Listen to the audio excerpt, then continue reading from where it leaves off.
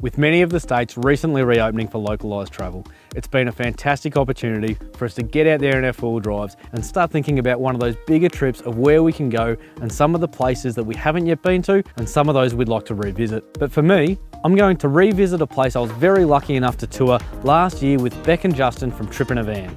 We had a fantastic time heading over to South Australia to check out the Robe and Coorong area. The trip will start here in Melbourne. We'll take the easy day drive over to Mount Gambier where we'll rest our heads. In the morning, we're going to head straight out and explore the Umpherson Sinkhole. This is an old limestone crater that has in fact sunk into the ground probably a good 30 or 40 metres. And it was back in the 1800s that James Umpherson came in there and actually introduced all the flora that has made it the beautiful garden that it is today.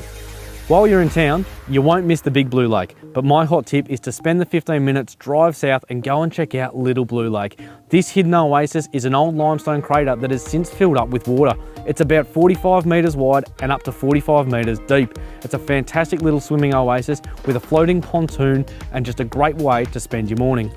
From Mount Gambier, we're going to head west out to Beachport. This is the start of our sand driving expedition. We'll head up the coast on the sand, weaving in and out of the beach on some of the sand tracks. Some of them can be a little bit challenging, but they're a great deal of fun. This particular track takes you up the sand between the ocean and four beautiful inland lakes. One place you're definitely going to want to take some time to stop, a great lunch spot, is Nora Karina. It's the perfect spot to pull up the car, get out the awning, set up the beach cricket and have a bite to eat and just take in the absolute bliss of this beautiful bay.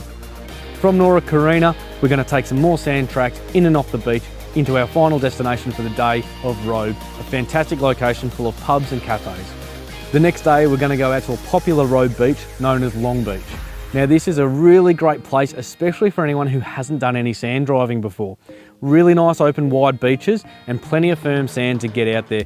It's also not a bad spot to pull up, pull out the fishing rod and throw in a line. After having a bit of a play out there on Long Beach, we're actually going to come back in and onto the Blacktop.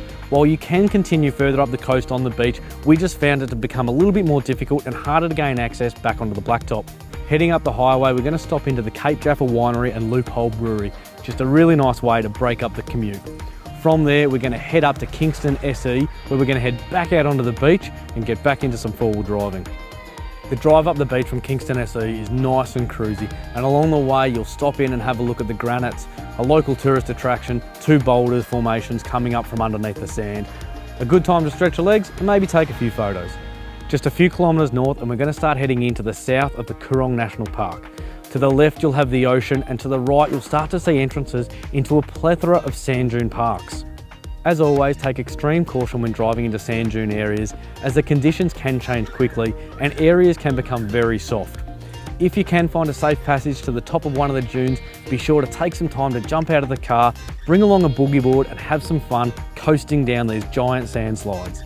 At this point, it's worth reaffirming the importance of carrying the right recovery gear, recovery boards, recovery straps, and of course, always travelling in a group. From the sand dunes, we'll head down onto the beach and head a little bit further up north before crossing in underneath the bottom of the Coorong Lake at a safe passage to find a nice place to set up camp for the night.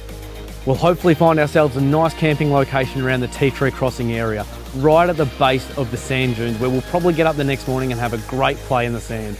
From here, we're just 2.5 hours away from Adelaide, and of course there are so many other great areas in the South Australian region to go and explore. We've got Kangaroo Island, the Clare and Barossa Valley, but of course for the four-wheel drivers of us all, we'd love to go and see the Flinders and Gammon Ranges and even the Simpson Desert. So stay tuned as we bring you more great four-wheel drive road trips for you to explore in the coming months.